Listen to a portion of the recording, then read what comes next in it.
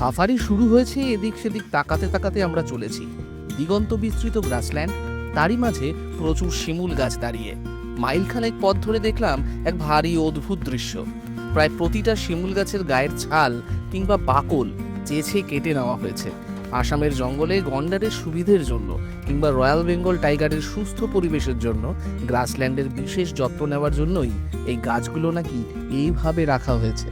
হ্যাঁ, আমি যেটা বলছিলাম যে মানুষ কিভাবে বুদ্ধি রাখে গ্রাসল্যান্ডটাকে রক্ষা করার জন্য, যে শিমুল গাছগুলো যে গ্রাসল্যান্ডকে ক্ষতি করছে, কারণ একটা শিমুল গাছের থেকে তুলো উপর থেকে বীজ পড়ে আবার আরেকটা শিমুল গাছ তৈরি হয়, এতে গ্রাসল্যান্ডের প্রচণ্ড ক্ষতি হয়।